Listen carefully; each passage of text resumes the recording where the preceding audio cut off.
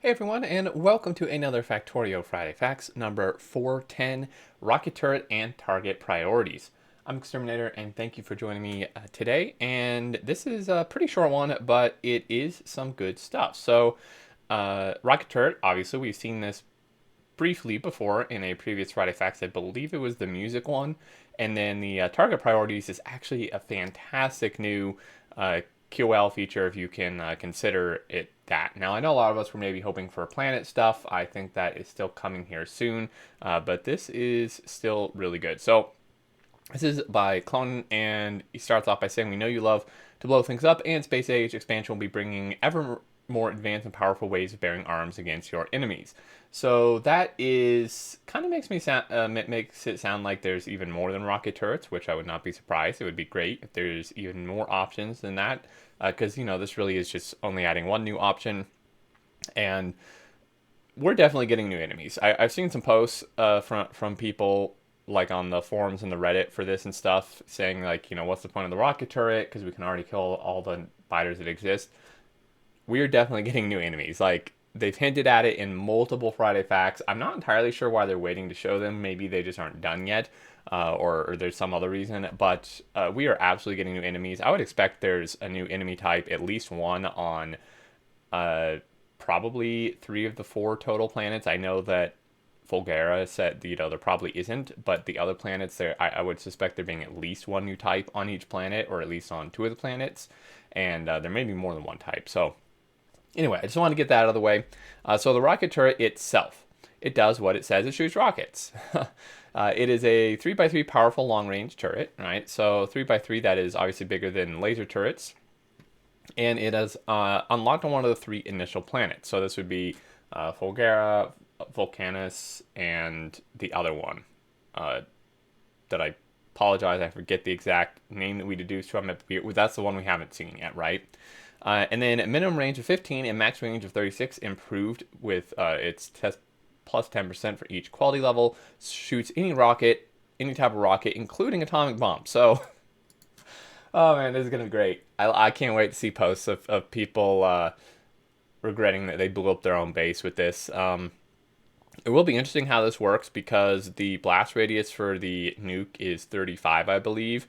And even if you have legendary quality, you're only outranging that by 1. If you shoot it before legendary quality with a nuke, I'm pretty sure it's just a one-time use. See, you're blowing yourself up. But still, I'm glad that it can do all rockets. And we will go ahead and take a look here at this.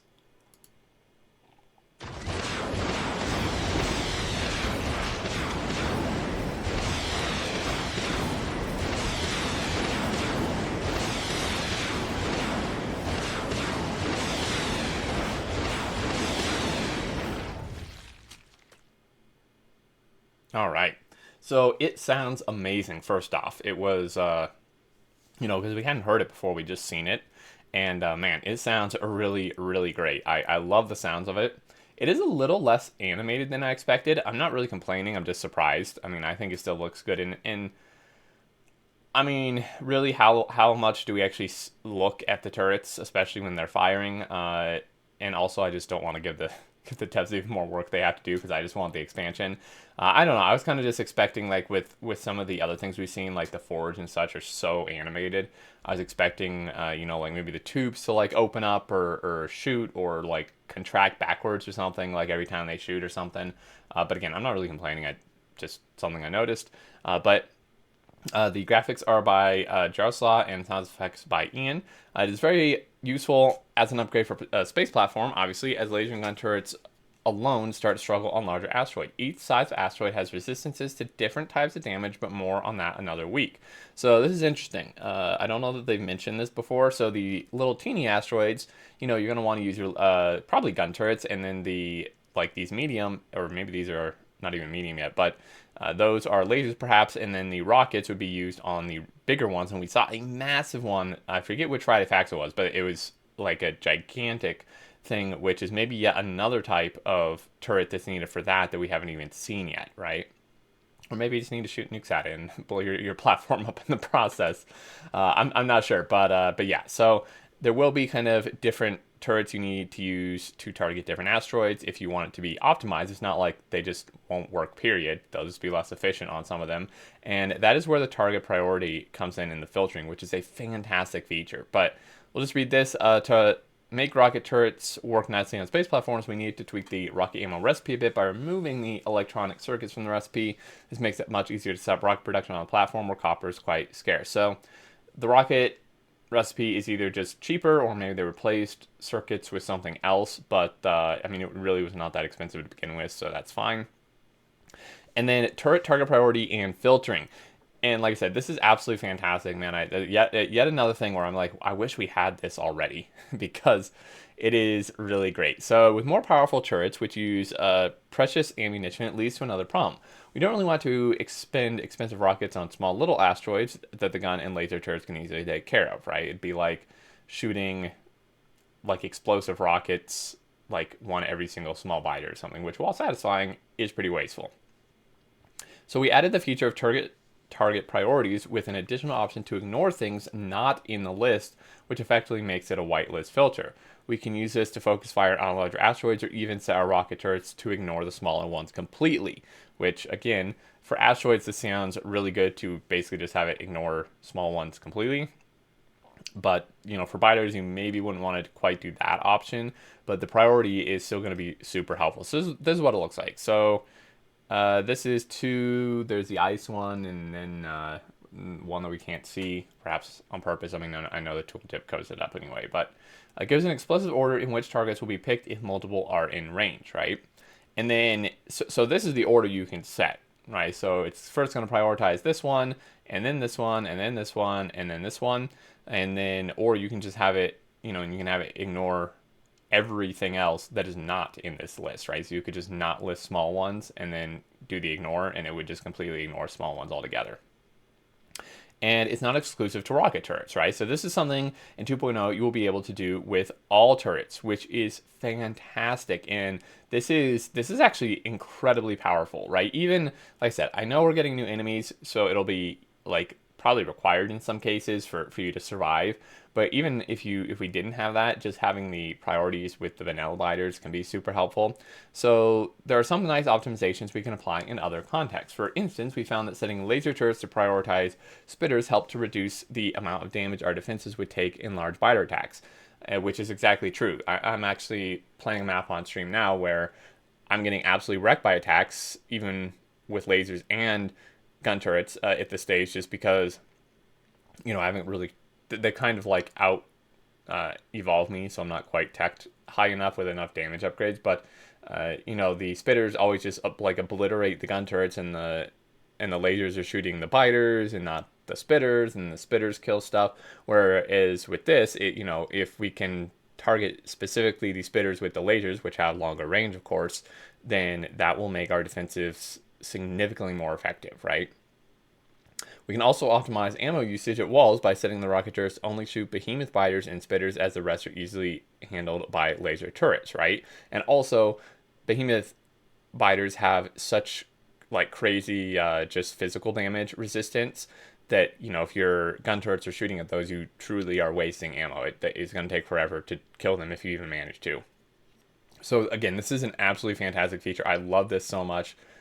Like I said before, I really wish we've had this forever, but you know, hopefully we're not too far off. The artillery turret does not support the feature though, due to the way the optimized artillery shooting logic works. This probably isn't a big problem because we should just kill everything anyway. I like this point of view. I like this.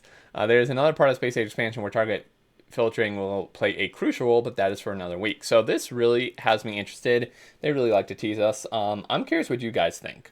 What do you think is going to be the reason for this? I mean, I can only assume it's enemies, right? That there's maybe some enemy that is, maybe it buffs other enemies, or maybe it like explodes on death, so you want it killed first before it gets too close to the wall, or something like that, where it's actually going to be like really, really crucial to priority target this specific enemy. I can't really think of any non-enemy case. I mean, maybe like the massive asteroids, but yeah, I'm just really interested how this is going to work, right?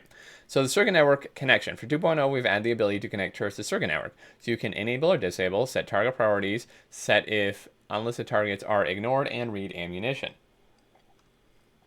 And this is super cool, right? So the first obvious thing that comes to mind is being able to more easily control like when a ammo refill train drops off, because you can actually read the ammo in the turrets and be like, okay, well, you can add them all together if you want, or just read a couple or something like that and be like, yeah, we're almost out of ammo, send a train, or we're fine, don't need to send a train.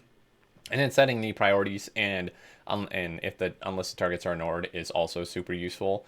I, off the top of my head, can't think of a great case for this, because I feel like you would mostly want it the same all the time, but I know there will be uses that'll be really cool. I just haven't thought of them yet. This opens up a few nice opportunities. One useful thing is reading the turret for ammo, which is basically what I just said. And then the artillery turret can also have a circuit condition, but it only has the enable disable ammo read, right? So yeah, because it can't do the priority stuff. And then conclusion, researching the rocket turret is a big milestone in space journey. It unlocks more options for space platform and Factorio survival and gives you new logistic dilemmas to solve. While the rocket turret is exclusive space age, the target priorities and circuit condition connections will be available for all to enjoy, right? Which is awesome. So even if you don't buy the actual space age part, well, you won't get the rocket turret, but you will get the fantastic feature of the target priority and the circuit connection. It is also not a coincidence that the turret has similarities with the head of the Spidertron. You could almost expect the space age recipe of Spidertron to be a rocket turret plus 4 exoskeletons, which is hilarious. I think I would love it even more if the Spidertron recipe is a rocket turret, 4 exos, and a fish. Because right now it takes a fish, that's the brain, right? Obviously. And I don't really like it. It wouldn't make sense for the rocket turrets to take a fish. Well, it would be a pain, first off, because you'd be making a bunch of them. But I think it would be super cool to, the rocket turrets are, they have targeting, but like, it's not really as advanced as a Spidertron necessarily. So I think it would just be like really funny if literally the recipe for a Spidertron was just rocket turret, 4 exos, and a fish. I would love that so much. It would be pretty hilarious. But yeah, that's it. This is the Friday Facts. And then, as always, fire a salvo of your thoughts at the usual places. Love the puns at the end there. And I would love to hear your thoughts. I see nothing bad here at all. No complaints whatsoever. I'm just excited. I just want to use these things. I want to blow stuff up. I wonder if you can target trees. That would be great. if you can specifically set target to trees. But yeah, this is really good. I'm really excited to see and curious to see like the future things about the bigger asteroids, which they mentioned earlier, and then also this bit here. And also, I really want to see the new planet. I'm sure they're just trying to finish it up. I don't really see much of another reason for them to be delaying putting it off, because there was between like Vulcanus and the other one and stuff, there was like a set amount of Friday Facts between them. We thought it would be a pattern. I think they're probably just finishing it up, which is fine. But yeah, that's going to do it. As always, thank you so much, everyone, for watching. I really appreciate it. I hope you enjoyed, and I would love to hear your thoughts down below, as always. And if you did enjoy and are excited to blow stuff up with the new rockets, definitely leave a like on the video. And if you're new and haven't subscribed yet, feel free to keep up with all future content. And until next time, I look forward to seeing you all, and do take care.